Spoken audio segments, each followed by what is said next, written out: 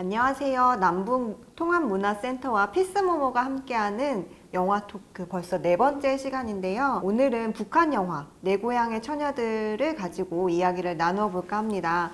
오늘 이 영화를 가지고 함께 이야기 나누어 주실 김윤희 선생님 제 옆에 계신데요. 네, 안녕하세요. 네, 반갑습니다. 안녕하세요. 고향은 평양이고요. 북향민으로서 2011년부터 남한에 정착해서 지금 현재 서울의 어느 한 대학원에서 공부를 하고 있습니다. 오늘 여러분과 이렇게 영상을 통해서 만나 뵙게 돼서 반갑습니다. 네, 너무 감사합니다. 그리고 저는 피스모모를 애정하고 지지하는 사람이자 조선을 통해서 한국을 공부하고 있는 윤세라라고 합니다. 제가 제 소개를 할 때 일부러 조선이라는 단어를 좀 썼는데요. 왜냐면 선생님, 저희 지금 북한 영화라고 하지만 북한에서는 조선 영화라고 하잖아요. 네. 북한 영화에 대해서 되게 생소하실 분들이 많으실 것 같은데 간단하게 좀 소개해 주실 수 있으세요? 북한 영화는 예술 영화라고 하죠. 조선 예술 영화. 그 당국의 정책 그리고 그 시대의 정신에 따라서 당국이 제시하는 그 방향, 그 예술적인 형상을 통해서 홍보적인 역할을 하는 그런 기능을 수행하죠. 내 고향의 처녀들이라는 영화가 북한 영화다 보니까 영화에 대해서 아예 모르시는 분들이 좀 있을 것 같아요. 네, 그 강원도 안병군에서 사는 한 처녀가 실제로 이 사실을 실화를 이 영화로 형상을 한 것인데요. 강원도에서 복무하고 있는 군인들이 그 건설에 동원된 거예요. 물길 공사. 그 주인공으로 나오는 성철이라는 군인이 분대장, 그분이 이제 실명을 하게 되죠, 사고로. 그 전에 사랑을 했던 운하가 변신을 하게 됩니다. 근데 이걸 대신해서 그 신혜라는 여성이 내가 저 남성분이 손과 발이 되어주고 일생을 함께 해야 되겠다 하면서 그와 이제 결혼을 하는 그런 걸로 이제 마무리를 짓게 되는데요. 그 과정에서 그 핵심 포인트가 뭐냐면 그 대사를 통해서 제시가 되는데요. 이 세상에서 가장 아름답고 고귀한 것이 바로 인간이다. 이걸 제시하거든요. 집단주의를 통해서 북한은 인간의 사랑을 구현하고자 했던 것이죠. 혹시 집단주의 말고도 이 영화를 강추한 이유 있으실까요? 네, 우리가 이게 북한을 바라봄에 있어서 주로 정치적으로 아니면 그 반공 이데올로기적인 관념에 아주 그냥 어떻게 막 너무나 내면화되다 보니까 그거를 깨뜨릴 수 없는 균열을 가할 수 있는 게 대체 뭘까 할 때 인본주의적으로 접근해서 우리가 북한의 인간을 이해해야 되겠다 이런 걸 볼 때 내 고향의 처녀들이 제일 적합한 주제였던 것 같아요. 이 영화에서 꼭 소개해주고 싶은 장면, 인상에 남는 장면이 있으시면 몇 장면 좀 소개해 주세요. 그러니까 신혜가 운하를 찾아가죠. 네가 그러니까 남자 사랑하던 그 남자가 지금 실명돼서 병원에 입원하니까 운하가 이제 마음이 변심이 되는 거예요. 이제는 내 저 사람하고 결혼은 아니다 이렇게 하고. 근데 신혜가 찾아가서 네가 어떻게 그럴 수가 있어. 운하가 말합니다. 신혜, 너라면 불구자와 결혼할래? 평생을 살 수가 있어? 하고 물어봅니다. 그때 신혜가 대답을 못하죠. 근데 어쩌면 그것이 인간의 솔직한 심정이기도 하고, 맞아요. 네, 그 자기 인생이 우선이잖아요. 냉정하게 보면 또 그게 맞고. 잠깐 조금 이야기를 드리고 싶은 게 영예 군인이라는 단어가 한국에서는 상위 군인 으로 이해를 하시면 될 것 같고, 저희가 이제 계속 불구자라는 표현을 쓰는데 사실 한국에서는 장애인이라는 표현을 쓰죠. 근데 북한에서는 계속 불구자라는 용어로 썼다가 장애인 보호법이 2013년인가 법이 제정이 돼서 아직도 북한 안에서는 장애인이라는 말 대신 불구자라는 용어를 써서 그 토크를 하면서 이제 불구자라는 용어가 많이 나온다는 점을 조금 양해를 부탁드리면 부탁드리려고 합니다. 북한에서 영예 군인이 좀 어떤 위치인지 그리고 리스봉 영웅도 조금 설명을 좀 해주시면 이해가 더 좋을 것 같아요. 그 영예라는 말을 붙인 게 바로 이제 그 좀 조국을 위해서 뭔가 이렇게 팔과 다리 이런 거를 조국에 바친 사람들이죠. 헌신을 해서. 네. 그래서 거기다 영예라는 이름을 붙여서 영예 군인이라 한 거예요. 그러니까 이수복 영웅은 전쟁 때 나온 영웅이에요. 김일성고지에서 싸웠다는 그 전투에서 희생된 사람이거든요. 그분이 실제 남긴 숙이에요. 하나밖에 없는 조국을 위해서 둘도 없는 목숨이지만 나의 청춘을 바치는 것보다 그보다 더 아름답고 고귀한 삶이 어디 있으랴. 그거를 얘기합니다. 그래서 북한이 가장 그 모범 사례로 내세우는 영웅이다 보니까 리스복에 자주 언급이 되죠. 그 강원도가 전쟁 때부터 군대와 인민이 뗄 수 없는 관계다. 그러면서 대사에서도 그런 얘기가 나오고, 그리고 전쟁 때부터 강원도 여인들이 군인들을 많이 도왔다, 이런 얘기가 많이 나오는 것 같아요. 그래서 영화를 보면서 북한에서 강원도가 어떤 의미가 있구나 이런 생각이 들었는데요. 강원도가 북한에서도 그런 의미가 있는 거죠? 굉장히 상징적인 것이죠. 일단 6.25 전쟁에서 거의 뭐 굉장히 많은 비중을 차지하는 전투들이 다 강원도에서 일어났잖아요. 그러다 보니까 강원도 인민들은 6.25 전쟁 때부터 군인들과의 굉장히 끈끈하고 밀접한 연계가 있었어요. 그리고 가장 대표적으로 강원도 여성들이 그 당시에는 남정네들이 군대에 나가다 보니까 후방의 여성들이 전선 원호도 맡아야 됐어요. 탄약이나 이렇게 뭐 식량 이런 걸 다 여성들이 운반을 해야 됐거든요. 남강마을 여성들이라고 그 황소에다가 짐을 싣고 막 그 1211고지 쪽으로 운반하는 그 장면이 있어요. 그리고 군인들이 안변청년발전소에 동원돼서 많은 희생자를 내면서 수많은 영예 군인들이 많이 나왔죠. 최악의 굶주림과 어려움을 극복하면서 안변청년발전소를 완공하게 됩니다. 고난행군 시기에. 그래서 거기에서 탄생된 그 혁명적 군인 정신이 나오게 되죠. 북한이 말하는. 그러니까 강원도가 굉장히 상징적인 도가 맞죠. 그러네요. 네. 저희도 사실 모르시는 분들이 있을 것 같은데 그 남과 북에 같이 있는 그 네. 도 이름이 강원도이거든요. 이제 군대들이 많이 주둔해 있고 군사 통제 구역으로 많이 이제 보호가 되어 있는 그런 곳이기도 하죠. 그리고 또 강원도라 하면 남북의 청년들이 다 가장 군대 나가면 기피하고 싶은 지역이 하죠. 네. 맞아요. 네. 네. 북한 군인들도 강원도에만은 가지 말자. 덜강원도에만 가지. 그런 얘기가 있군요. 남한 청년들도 강원도에만 제발 나가지 말아야지. 군대는 나가더라도 강원도에는 안 갔으면 좋겠다. 맞아요. 같아요. 그런 점에서는 네, 공통점이 네. 있네요. 영화 보면서 악기가 굉장히 많이 나와요. 네. 피리도 나오고 네. 기타도 나오고요. 북한은 대중악기를 장려하죠. 임의의 장소에서 할 수 있는 악기들. 그런 건 다 북, 선풍구 뭐 이런 거는 다 1970년대부터 북한이 그 11년제 의무교육을 내놓으면서 한 가지 이상의 악기를 다룰 것을 장려했어요. 교육 정책에서. 한 사람당 한 악기 이상을. 한 가지 이상의 네. 악기를 다루라. 그걸 많이 장려했죠. 저희도 뭐 어렸을 때 70년대지만은 그 음악 소저에 가서 악기를 이것저것 배우기도 했어요. 근데 그게 90년대에 들어오면서 더 장려가 되는 거예요. 더 이렇게 최근엔 더. 네. 그리고 대표적으로 우리 그 2000년도에 서울 방문했던 그 학생예술단 그 애들 무대에서 하는 거 보셨죠? 한 사람이 두 가지 세 가지는 아주 맞아요. 그냥 네. 눈 감고도 막 능숙하게 다루는 그게 사실이거든요. 직장에 들어갈 때도 너희 장점이 뭐냐고 설명할 때 나는 선풍금과 기타는 기본으로 칩니다. 예, 최군 청년들도 같아요.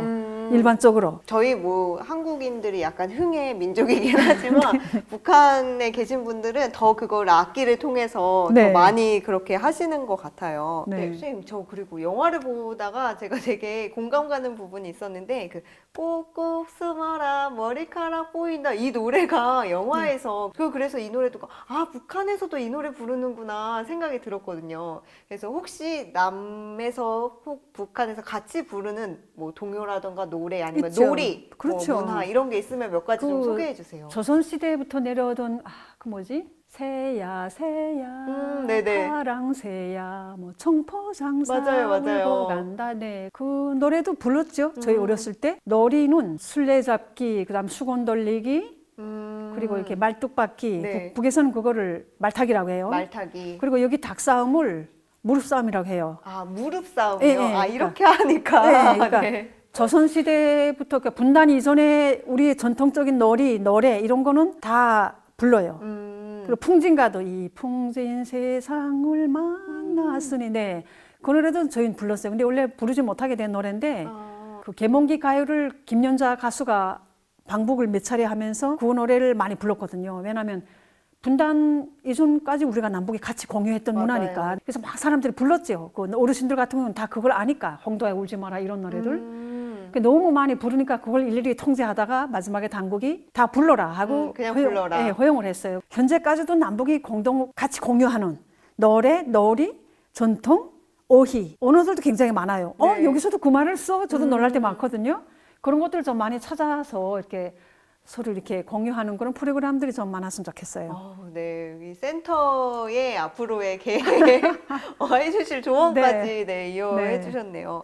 저희 여태까지 영화 이야기 계속 나눴었는데요. 저는 이 영화랑 진짜 현실이랑 네. 맞는지 이것도 조금 궁금해요. 북에서도 우리도 이렇게 영화 보면서도 아이고 저 영화니까 저러지. 우리 보는 사람들도 그래요. 근데 실제로 너무 무의식 속에서 흘러가다 보니까 그런 사람들이 있는 걸 자주 잊을 때도 있어요. 근데 실제 하는 인물이기도 하거든요. 예를 들어서 저희 마을에서도 있었어요. 영예군인한테 엄청 이뻤어요. 우리 직장적으로 최고로 잘 예쁜 그런 쟤는 아마 시집을 잘 갈 거야 예뻐서 했는데 결국 영예군인한테 갔거든요. 그 전부터 당비서가 영예군인한테 가야지 하고 얘기합니다. 왜냐하면 영예군인한테 가라고 정책이 내려와요. 네. 네, 강요는 안 하지만 권장을 하죠. 그리고 또 실질적으로 제가 이 영화를 통해서 북한의 집단주의에 대해서 이해를 할 때 북한 이탈 주민들이 여기에 정착하는 데서 굉장히 어려움을 겪는 게 그 집단주의가 굉장히 거의 막 뭐 없다고 말해야 되나? 집단주의 문화가 여기는 너무 없다고 느껴지는 거죠. 그렇죠. 네. 너무 없으니까 그 끈끈한 정, 인간과 인간 간의 그 정을 느낄 수 없으니까 너무 피폐한 거예요. 우리가 너무 고립돼서 살다 보니까 원자화된 관계 속에서 우리가 참 정착하는 게 어려운 게 그래서 그러거든요. 그리고 그 집단주의를 실천함에 있어서 누군가 이렇게 피를 수혈해야 된다 할 때 여기는 피 뽑는 게 아무 일도 아니에요. 왜냐하면 워낙 잘 먹으니까 피를 또 일부러 뽑아야 돼. 그렇죠. 건강을 위해서도. 건강을 위해서. 네, 근데 북한은 아니에요. 북한은 피를 한 번 뽑으면 그 피를 보충하는 게 엄청난 자원이 또 들어가야 돼요. 영양 보충도 해야 되고. 근데 그게 거의 좀 힘들거든요. 근데 그런 상태에서 피를 뽑아준다는 거는 그게 굉장한 거예요. 엄청난 그러니까 남한에서 수혈의미하고 다른 거예요. 그러네요. 네, 그건 정말 그야말로 희생과 이타심에 의해서만이 할 수 있는 게 수혈이에요. 간호사들도 화상 환자가 들어오면 지금도 그래요. 이 사람 피부를 이식해줘야 돼. 그래야 완치돼. 그럼 어떻게 해요? 자기 살을. 의사들이 네. 여기에는 성한 피부가 없다고 보시면 돼요. 네, 네. 그러니까 피부과 의사들이 여기 여성들 경우도 이렇게 치마를 입으니까 여기까지는 치마로 가리는 데까지는 성한 데가 없어요. 우리 그 피부과 간호사 내 친구였는데 언니 오늘도 환자가 들어왔어. 여기 뭘 붙이고 있는 거예요. 왜? 피부를 다 이렇게 떼거든요. 그러니까 자기들이 피부를 떼서 이식을 해줘요. 지금도 같아요. 그러니까 그렇게 상태에서 살다가 결국은 여기 와서 비로소 나라는 그 개인으로서의 정체성을 비로소 그 갓난아기 때부터 형성하는 단계인 거예요. 우리의 정착은 그런 거예요. 선생님, 저희 여태까지 쭉 이야기했는데요. 혹시 뭐 더 해주고 싶으신 말씀이거나 아니면 이것만은 잊지 않았으면 좋겠다. 이런 거 있으실까요? 네. 제가 이 영상을 보시는 남한 분들한테도 정말 간곡히 당부드리고 싶은 건요. 우리가 북한을 바라봄에 있어서 이미 정해진 그 프레임이 있어요. 반공주의 시각에서 북한이 하는 건 무엇이나 다 잘못됐고 뭐이나 다 우리하고 다르니까 뭐이나 다 그거는 아니야. 뭐 이런 식으로. 잘못된 거다. 뭐 나쁘다. 그러니까 이미 규정을 짓고 들어가기 때문에 그런 면에서 굉장히 안타깝고요. 그러니까 북한을 있는 그대로 그들의 입장에서 그들은 분단 상황에서 어떻게 자기 자신들이 생존을 위해서 살아왔냐 이런 관점에서 좀 이해했으면 좋겠습니다. 그리고 우리가 그 반공 이데올로기 그 이념의 그런 틀에서 이제 벗어나서 인본주의적인 관점에서 인간 대 인간을 정말 인간을 내가 이해하는 관점에서 내가 북한 주민을 이해해야 되겠다. 이런 마음은 가지면 무엇이나 다 쉽게 이해가 될 것이고 가깝게 접근할 것 같습니다. 결국 남과 북을 가로막고 있는 건 저는 이념이지 그 이상 그 이하도 아니라고 생각합니다. 네.